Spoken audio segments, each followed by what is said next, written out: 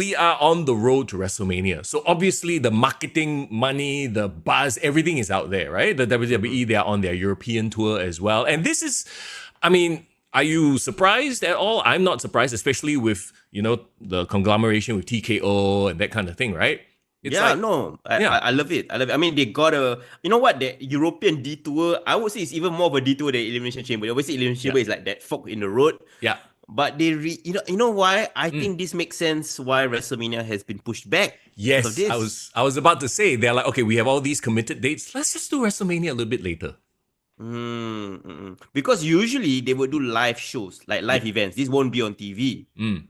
right? Yeah, But the yeah. fact that they are putting it all on TV and utilizing the Netflix platform so that they can go live at their time zones, Correct. very interesting. They're catering to the international audience, truly global Yeah. audience. It's truly like the WWE is truly global. I mean, it was always global, but now, like more than ever, right? It's the UFC model, lah, basically. Yes, correct. And they maybe toned down a bit of the Americana that Vince Yeah, McMahon used to push correct. out, right? Which is the Yeah. perfect thing to do because if you think about all these untapped markets, right? For how many years they've been trying to, get a foothold in India. Europe obviously is their focus right now, but one day even in China, like again, there is no WWE in China to speak of. Like there is probably like indie wrestling, a little bit small here and Yep. there, but it's not shown on TV. Just imagine if they finally make that deal. Correct. Or if they finally, I mean, they've been trying to build a Chinese superstar for years and Wow. ages. Yeah. But while Boa didn't set the world alight, I believe. Neither did Zaya Lee. Hey, I want to talk a bit of TNA by the way because Okay. I realized that Saya Lee resurfaced in TNA with a new name and she's doing good stuff over there. Did you Uh, see the viral clip though of the announcer announcing Zaya Lee? no, I didn't. What did Oh she my say? god. Okay. To be fair, I Yeah. think she slipped up. Yeah, she's what was the former NXT announcer? I think she's dating Vic Joseph. Ooh. I Oh, forget. Mackenzie Mitchell. I think it was her. She came back? Somebody correct me if I'm wrong, but I think it was her. She was the announcer for TNA. I see. Okay, And she okay. announced Xia Li. What's Xia Li's new name? I think it's her real name. Yeah, like Li Ying Li or something like Yeah, that. Yeah. Li Yingyi. From Chingchong, China. Okay, Bro, what's that, bro? What in the racism is that? okay. To be fair, Uh, if you are not familiar with it, Chongqing, China can sound like Chingchong, China. I will fully Not if like. you terbalik, Okay, yeah. I give her the benefit of the doubt that she didn't, and they didn't straight up went to go racist on that. But Okay. you go and see the clip; Yeah. it's hilarious. I laugh my Okay. ass off. There's only one way to confirm it. If you Google it and she really on Wikipedia says she's from Chongqing, China, then that's fine. No, she has been. I believe she's been announced from Chongqing, China in WWE before. Ah, I see. Okay, okay. But there's one slip, you don't balik the thing, ching chong, and I'm like, oh no, Oh that's no, that's horrible. truly oh no, truly oh no. But we want to talk about WWE going global, right? Yeah. You want to quickly dive into SmackDown because, of course, Yep. I was up for some reason at 3 a.m. on a Saturday morning, Wow. playing 2K, we should talk about. So, Oh, of course. but I was like, why got the stream starting? Wait, what? This is 3 a.m. SmackDown. Barcelona. It completely left my mind that the European tour started really because I keep thinking Brussels, Belgium next week. Correct. This Netflix thing for us international fans is such a boon. It's so awesome. We Yeah, no yeah. longer have to and the local crowds there no longer have to go for an afternoon show or some weird shit like that, right?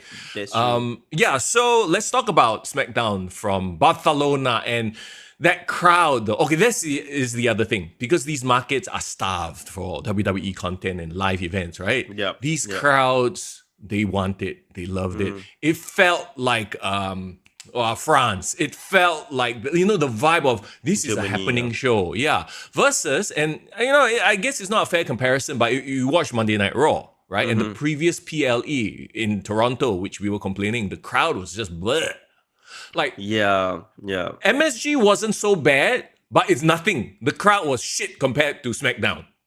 Yeah, that's wild, right? And what does it say about, okay, of course it makes sense, right? Yeah, yeah. WWE goes around America all the time. Yes. US towns always get WWE, right? All Yep. the different brands. But the problem is, right, like okay, for example, if you go to Chicago, Yep. every single few months, right? Yeah. like that raucous reaction you might have for even a hometown hero like CM Punk. Mm. After a while, it gets muted because hey, I just saw this guy like 2 months ago, right? Correct. Yeah, like but versus a country like according to the SmackDown announcers, they Mm. haven't gone to Spain in 6 years, right? Yep. Since before the pandemic, and probably they have never done a show in Barcelona or like a SmackDown in Barcelona, so they know that they are live, they know that they are on Netflix. Yeah. They are probably even more amped up with the thought of that. And you know what else is amped up also? What, bro? Ticket prices. I'm sure, bro, Hey, I am sure they are charging an arm and a leg at this point. Like, you know, I love it, but also I'm very scared that by the time they do come to Singapore, the ticket prices will be like way out of reach. yeah, I saw that the discussion that some of our listeners were having on our Yeah. Discord, right? This time, remember 5 years ago, bro, we got ringside seats, right? Yeah. To watch SmackDown, or was it one of the live events, A right? live event. Bro, Remember they've how never much you done a paid? live TV showing here. Yeah, they've not done that. Yeah. Yeah. But do you remember how much we paid for it? I mean, It you was were the one five- that helped report it, right? Wasn't it $500 a ticket? 500 plus, Yeah, 400 plus? it Yeah. was 450, I believe. Yeah. Yeah, And that's yeah. just front row live event. Like if you Correct. want front row for a Raw or SmackDown, bro, it's probably gonna be 5K. Okay, maybe 4. I don't know lah. Yeah, maybe in the thousands lah. Yeah. Yeah, maybe I the remember going to SmackDown in London, O2 Arena. Yes. I paid that amount for like mid-tier seats, not front So- row, mid-tier. Like in pounds, like No, 2,000 sing, pounds. sing. So Oh, about 2,000 Sing ish lah. no. Like our front row price, so like $400-500. Oh shit. Okay, so Yeah, actually yeah. not that bad. Not that bad at that point in time. Bro, what? No, what? You strike Toto, you never tell me. Not that Hey. bad. $400-500. Excuse me. No, what I'm saying is $400-500 in UK. That means like at least like 200-300 pounds, right? It's Yeah, not yeah. comparable, and it's also mid-sized seats. Okay, but to be fair, that was 2019 when WWE was not as hot as now. Yes, exactly. Yeah. So whoever is planning to go to WWE, Las Vegas, a couple of you are going to Europe. Oh man, you better save up for that money, man. It's not, you don't like, oh, I set aside $200. No.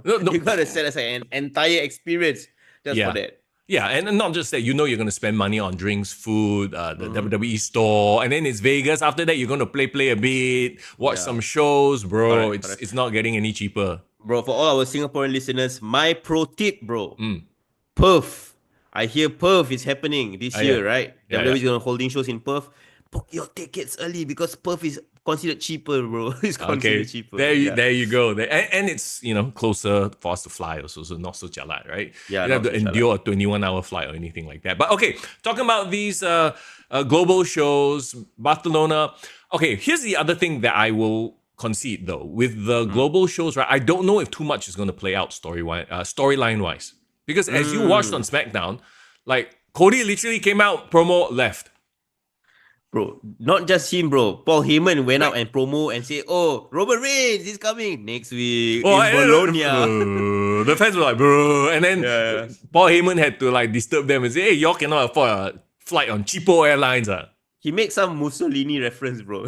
Yeah, which was a bit weird, but only Yeah. Paul Heyman can get away with that shit. yeah. But No, It is what get, it is, lah. You know? I get what you mean. Like they can't give too much. Yeah. Because they gotta spread it out. But this European tour, I would say, is different from other European tours because this is technically on the road to WrestleMania. So everything on TV still matters. Yes.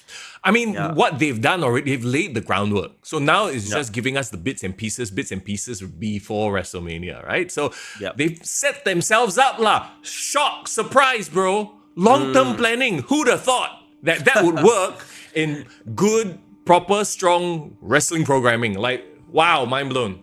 Yeah. But the cool thing is as well is like Oh okay, no. No. We've talked about this.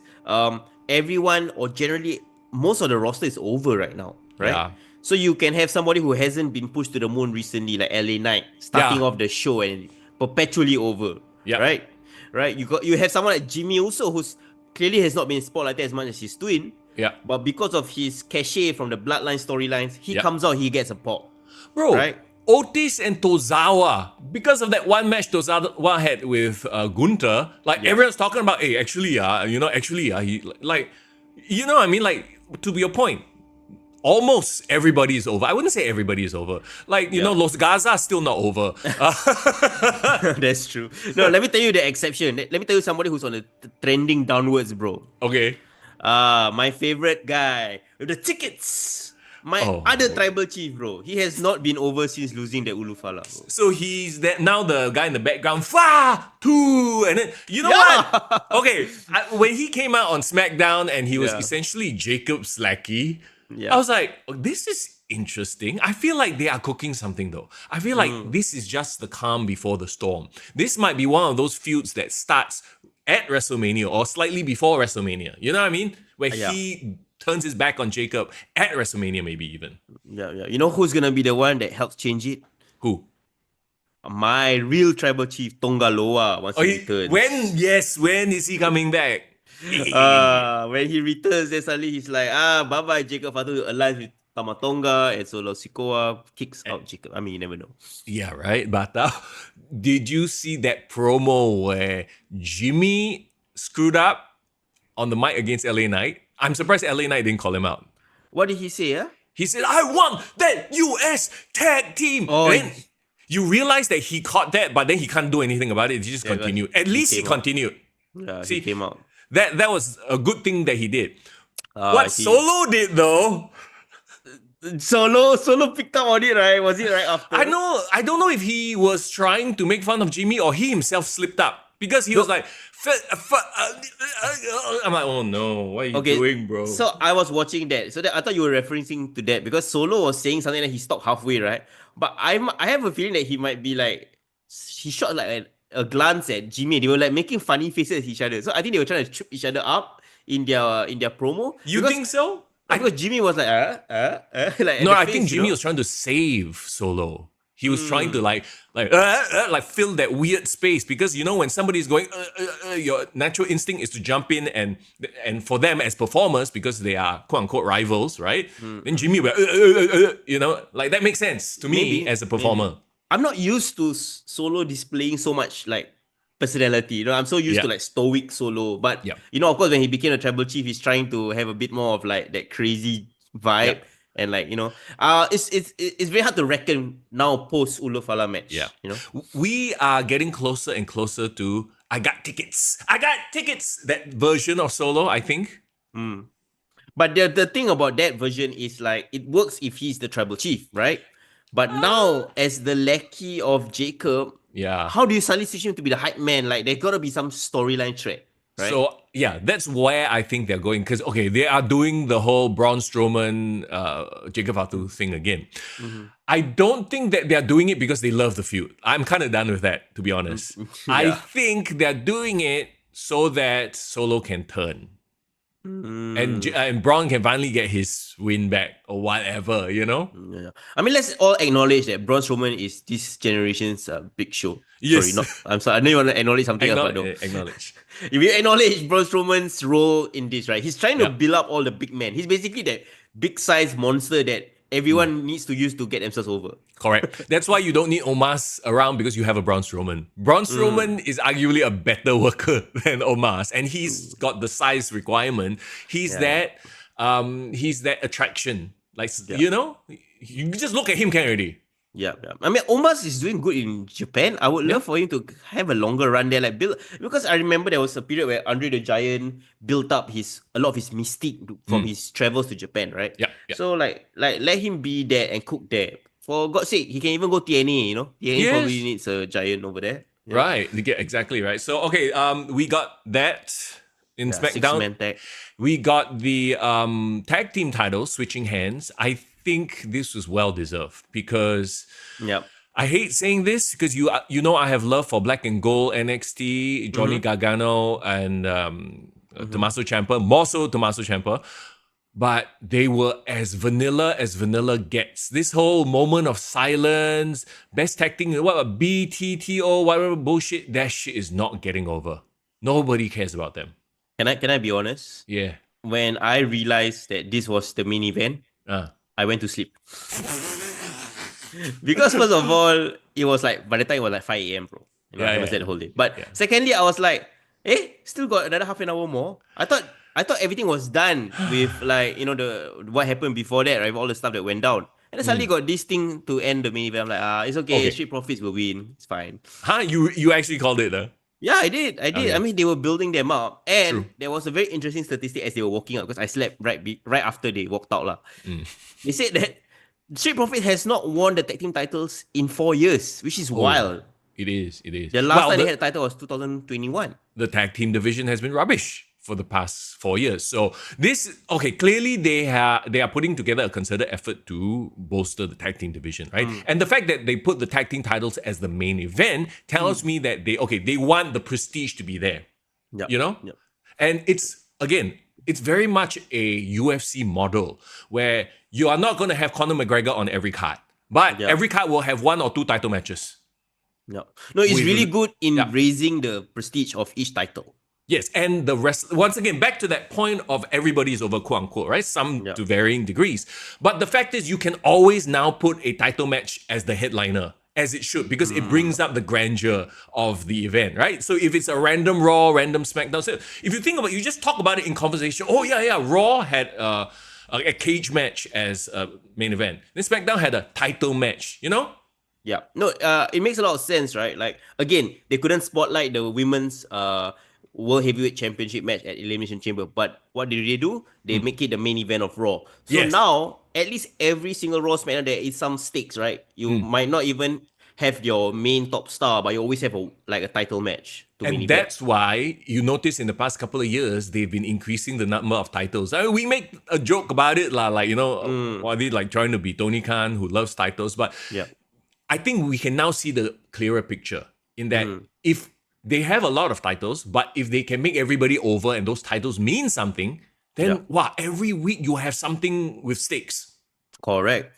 And they give people things to do, right? Like you won't have the Kota Kai challenging for the women's world title. Maybe not yet. Yeah. But makes sense for her to, face for the Intercontinental Women's title. And now that could be a main event, bro. A main event in Brussels or in some random town. You Correct. got a title match as a main event. Yeah. You can do Chelsea Green versus Michin all over the world. Yeah, right? exactly, right. As an attraction match. Yeah, that's You know? sick. Like, it is fascinating to see WWE at this point right now. The only thing I worry, and I think this is what happens in a lot of football, right? The one that suffers are the fans. Oh. What I mean by that, and now every time they ever bring up this announcement, this is the highest grossing event. We should roll our eyes. We should okay, fine. We spend a lot of money on you. Don't be so proud of it, because that's the truth, right? Like as things get hot, prices get up. Yeah. People have to pay more money to watch the hottest ticket in town. They always say this, right? MSG days, the hottest ticket in town. That's why it's so expensive. I would argue instead of selling out by the price ticket, sell out by the number of people. Let more people watch your stuff as opposed to checking out the prices. That's To my- be fair, they do as well. When their clips break like records on YouTube, they will boast about it. Basically, anything they can boast, they will boast lah. It's very Yeah, that's corporate. true. Yeah, so I think, yeah. It is. But again, like I do not want to go to WrestleMania and I had to spend like the down payment of a car, That's what they always say. Just Yeah, to watch. God damn it. Yeah. Bro, yeah. So yeah, you know what they're telling us? They're telling us to hustle and live our dreams out and become super rich. Then we can go and afford their entertainment life. So you're saying become a crypto scammer lah. Nobody said that, bro. Sorry. I was reading Malone Lam just now on Mothership. Yeah. Right. Yeah, cool guy. Okay, wait. So let's talk about other stuff on Barcelona as well. Can we talk about that random appearance of Gunther? It makes a lot of sense with what they were trying to do though, because he came out and me being the football fan that I am, I love the fact that he was saying that while it's great to be in Spain, I wish we were in Madrid. Of course. On the Barcelona fans. It is such an old trope to shit on the the hometown team, right? The sports team. Everyone does it, and talk about they love the rivals. And the connection with Axiom, right? Like why they brought Axiom out. So I understand that Axiom is actually a Spanish wrestler. He's a Spaniard, and did you notice on commentary they're quite cute like when they do it. Not on commentary, sorry. Gunther said, something about a kid. Yes, and Because that was Axiom's name. In yeah. NXT, then he changed it to Axiom, but a kid was his name, and then of course the hometown fans caught that reference. They're like, oh my god. I mean, he's NXT UK. I've seen his matches against Gunther, and bro, actually, right, kind of a good-looking fellow, bro. I do not Yeah. know why this guy have to wear a Hype. mask. When I saw his photo, you know what's the comment? What? That one Enrique Iglesias lah. Why is that guy in a mask? I don't get it. So the moment he opened his mouth is when he become. I think he can Heel. rival Dominic Mysterio as Oh, the hottest Latino in a Spanish speaking guy in the WWE roster. maybe he didn't want to, outshine Nathan Frazier because, Maybe. Bro, you want to hear a Loki heel thing, bro? yeah. So I was like curious, right? Axiom. Mm. I haven't really read up about him. I Google him. I Wikipedia him. Guess where is his hometown, bro? It's not Barcelona? It's not Barcelona, bro. Wait. It's Madrid. Oh, So okay. of course they had to say From from Spain. Spain. They They- can't say from Madrid. You get booed. Yeah, exactly. Oh my god, that's hilarious. Hilarious, yeah, it's hilarious. So, But they know yeah, that they've had that, rivalry before, right? yeah, And yeah. they work well together. Like, dude chopped the shit out of. He made Exim look good. He does. Bro, It's Gunther banger. has been on Yeah. like a streak of great TV matches, bro. Yeah. He's like Otis, the him. workman's, workhorse champion Yeah. right He now. brought that mentality of an IC champ Mm. with all that great matches, and he brought it to the world title picture. And according to the internet, I saw that there was a dark match after that. Yep. And bro had a steel cage match with AJ It- Styles, bro. Yeah, which apparently was a banger, and people were complaining, why is this not on TV? Why is AJ Styles not fighting Gunther for the world title, bro? Well, here's the thing, right? And we always talk about it. Sometimes going to a live show that's not a telecast show is actually better because that's where they cut loose. They have fun. They don't need to adhere to the logic of the universe on the TV universe, Yeah. We had a banger match. Remember when we watched Seth Yeah. Rollins versus Nakamura? That was the Yes. main event. Yeah. That would not have done well on TV because Nakamura will never be perpetually over. So that was a fun thing that I watched, and of course, they had to show the Barcelona football players at the side. They Yeah, had yeah. Lamine Yamal, which is really cool. But one thing I wanted to say about that whole entire thing, right, was Yeah. that WWE is very very smart in the sense that even when they go to TV shows, right, they always target the hometown, or at least have an opportunity to bring like a hometown crowd hero to that arena. So at Yeah. least even if they don't win, they don't lose like Piper Niven in Scotland. Mm. They get that opportunity, they get that shine. They are a big enough brand that they can do it. They just reach out their PR agency, whatever, say, hey, we need celebrities in the front row. Who can you get us? And then they do their thing. Yep. It's true. Wait, what are you saying? You saying Ken Jong at on AEW is not a big enough celebrity? Oh my god. We need to go. Wait. I know what you're gonna go What? for. We will talk about it later in the Oh No segment of the show. Okay, stand by for the Oh No AEW Revolution review. You know who's not big enough to be on TV, bro? Who? Apparently Drake. Oh, Drake yeah. not big enough to be featured, no lah. I think he didn't want to lah. No. I'm pretty sure they asked their permission first. Yeah, I'm pretty sure. So that's SmackDown. Very quickly, Raw from MSG. I mean, that steel cage match. Yeah. Bro, like they are giving us the goodies for free, huh? Yeah, I'm surprised. I'm surprised that I always thought Seth and Rollins and CM Punk would end up at WrestleMania, but maybe because of what happened at the end, maybe they think that maybe they will offer something better at WrestleMania. Yeah. Do we really like the idea of a triple threat at WrestleMania though? Because there's going to be another triple threat, which is the women's triple threat. The thing is, this triple threat has a lot of story behind it, right? Yep, So there is legitimate reasons why all three will be feuding with each other. Going quickly back on Seth Rollins versus CM Punk, I feel like that match, right? Now they have basically 1-1 in the series, right?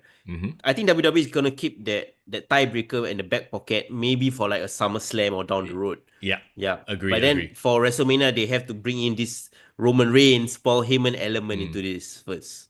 It's like a case of just let him cook. Let him play out this interconnected web of stories, right? Yeah. MSG, I think, is the perfect place to have that steel cage match. They needed something big, right, to sell out. Yeah. But secondly, they needed a good reason for Roman Reigns to return, right? Roman Reigns returning and interfering in a one-off normal match wouldn't be as fun. But the fact that he returned somehow inadvertently helped Seth Rollins win. Yep. And then remember that stare down that he had with CM Punk because Paul Heyman was checking out on his guy. Yes, Paul Heyman was sayanging poor CM, poor CM, Oh and then yeah, sayang him like so that, stroke him now like that. now you got dissension, possible dissension Yes. again between Roman and the Wise Man. Correct. And all of this is happening on WWE 2K release day. So, Oh, I know. Oh my God, which we will so talk about in just a few moments. But yeah, that and it's perfect. It's just perfect, right? And the crazy thing is, right, somewhere down the line, could we possibly see Roman, CM, Brock for the Wise Man? Ooh. Well, I do not know about that, but I could potentially see them as allies to Huh? the two-man power trip that's currently rumbling up on top, TKO Ah, final boss and John uh, Cena. oh my God, Can you Rock think and about it? Cena versus Brock and Roman and CM. Or like Holy sh, or like Roman and CM can be the allies that, bro. Cody Rhodes needs. Let me cook. Let me hang on. Okay, no, this Oh, is ridiculous. This is absolute fantasy. But why not? you talk about power trip, right? Mm. Throw in one member of the two-man power trip into the heel side lah.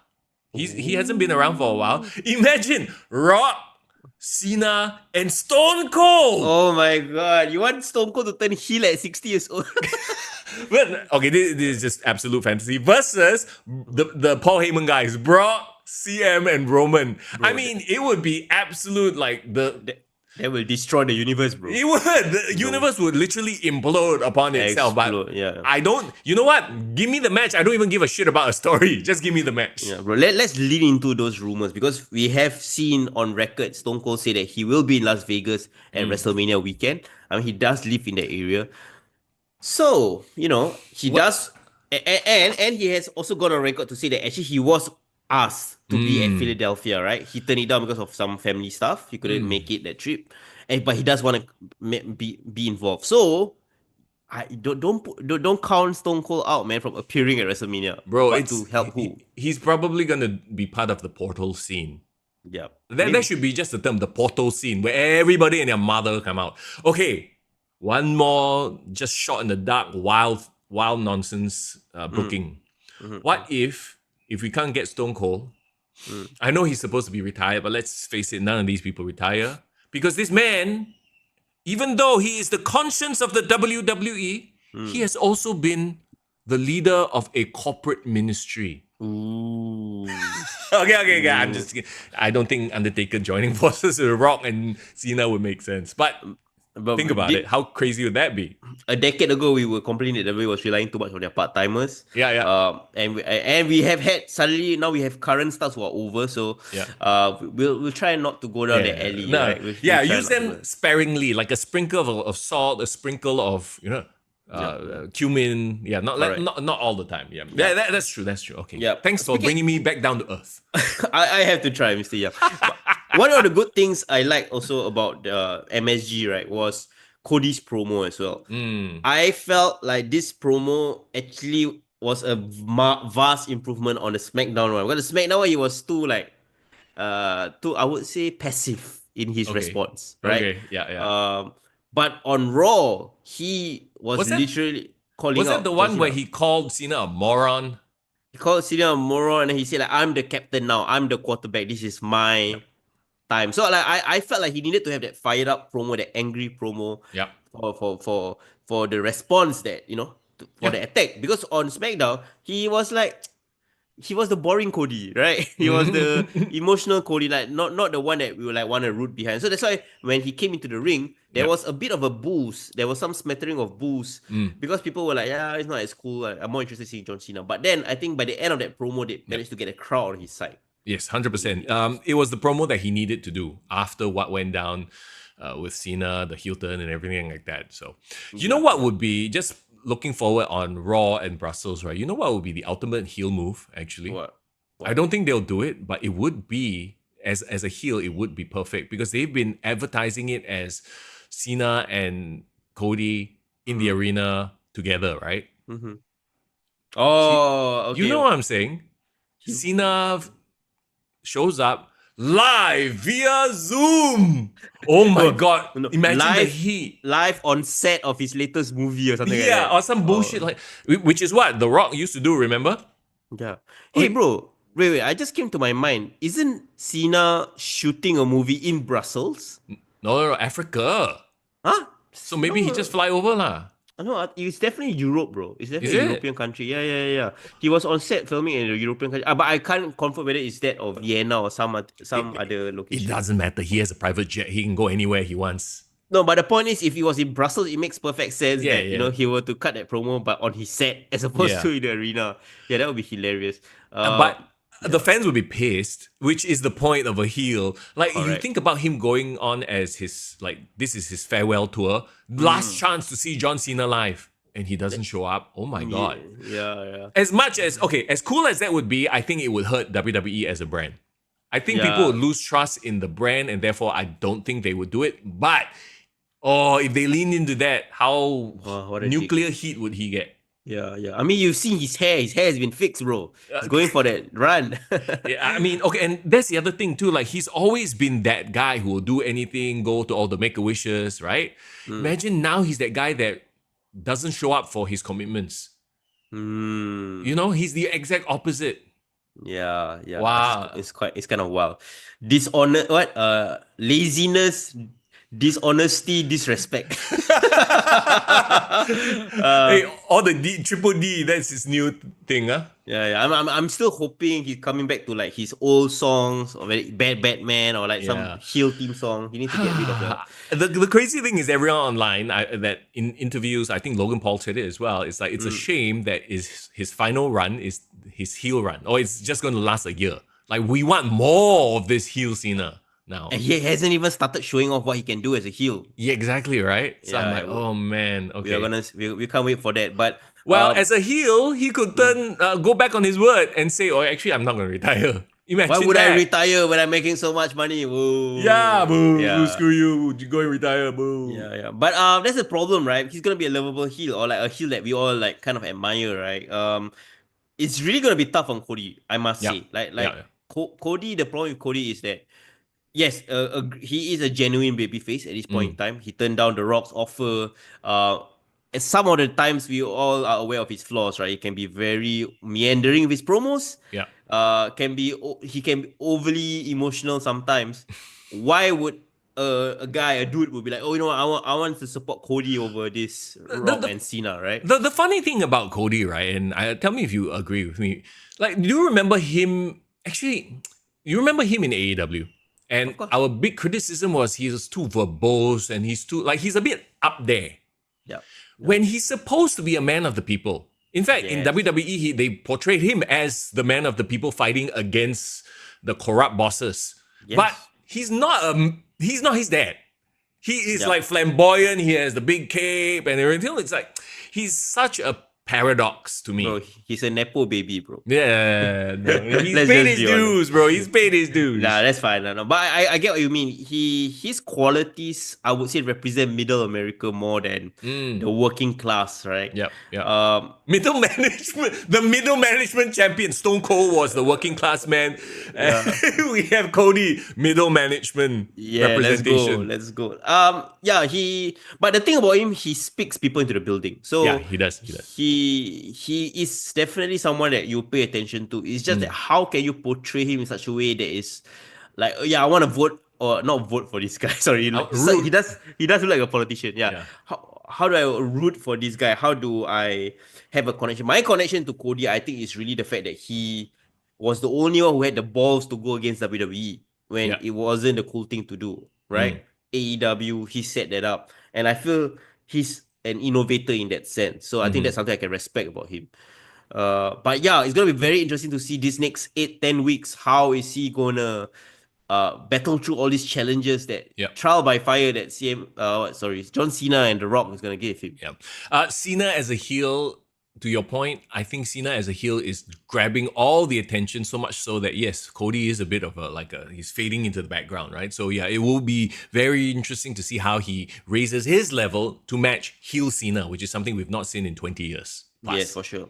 And we are still, I would say, maybe like 8, no, not 8, like maybe 6-7 weeks out from WrestleMania at this point in time. We got time. So, we got time to tell a lot of stories, but I'm very curious how they're going to fill out all that television time as well. Remember, we're going to go through Europe to do all this, by the way. Can one lah. You'll have like, certain wrestlers from those towns, they'll come in, they'll have a great match with Gunter.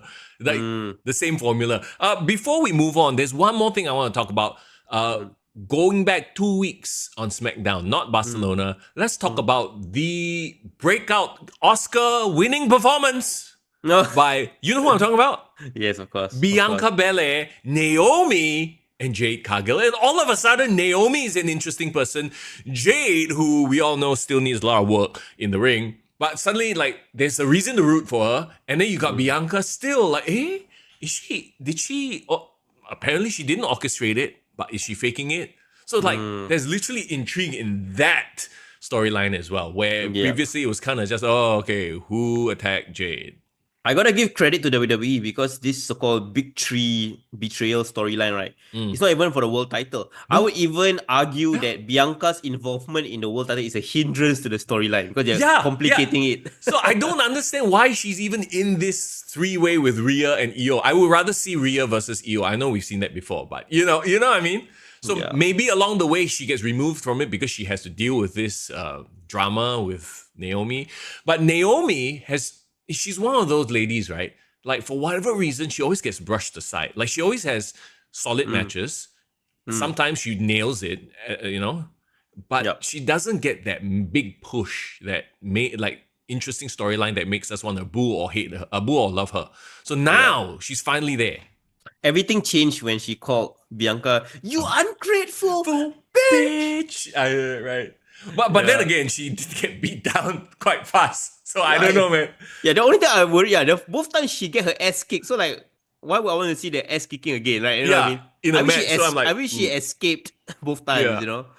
I like that they have a storyline though, and obviously they want to, invest in Jade, right? So I feel like maybe Naomi will be the sacrificial lamb to Jade Cargill without hurting Bianca. That's why they're moving Bianca away from this. Yeah, but I think also Naomi probably is invested in Jade's success. Like, I mean, behind the scenes, like wanting to put her over, right? Speaking of that, promo, do you see the recent promo on Barcelona where she had like a talking segment in the empty arena with Katy Kelly? And then Liv and Rhea, I'm not Rhea, Raquel. Chocho her a bit. Yeah. But I was like kind of listening to that promo and I looked at how Jade was performing. I was like, hey, this girl can actually really cut a promo, right? She can really sell this angle really, really well.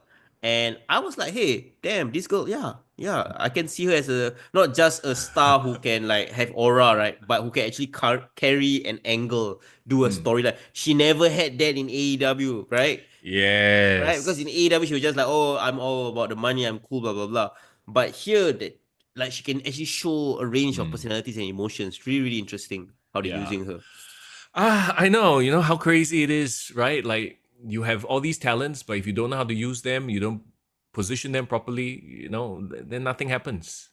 Which we will talk about in just a little while. Okay, no. let's go. All right. Let's go. So that's your Raw and SmackDown sort of a recap. Do you want to talk about NXT Roadblock first, or do you want to talk about the video game? Ooh, okay. Let's talk about NXT Roadblock because it happened earlier, so we kind of want to go through that. First thing I want to ask to you, bro. Yeah. They said that this NXT Roadblock took place in MSG, but it's not really the MSG arena. It's the theater. Do you know? Yes. So it's in the theater at Madison Square Garden. I believe it is like another part of MSG, I guess. Hang on, let me very quickly Google that. Yeah. I'm assuming it's like Esplanade and then there's like a black box theater. Yes. So it is a theater located in MSG. It seats around 2 to 5,000 seats. Wait, so in the whole entire MSG, they have their 20K capacity and then on top of that, they have a 5K that is closed off. Correct, yeah. It's like a smaller theater lah, like you say lah, Esplanade. Wow, that's wild. Wild. It must be pretty new. Hang on, let me just check real quick. Yeah. Okay, so can you confirm what's the capacity for MSG itself? MSG itself, hang on. Yeah. I just find it so interesting that they can kind of still use the MSG branding, but like, not really in MSG the arena, but like at the theater, but because of the rub that they get, it still comes across as impressive. So for boxing MMA, it's 20K, so it would be around 20K lah. Okay. So yeah, So it did.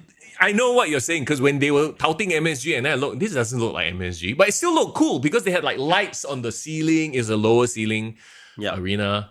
it's like a theater setup, lah, I Yeah, would say. yeah. No, but I Very thought very it cool. looked great. It looked great.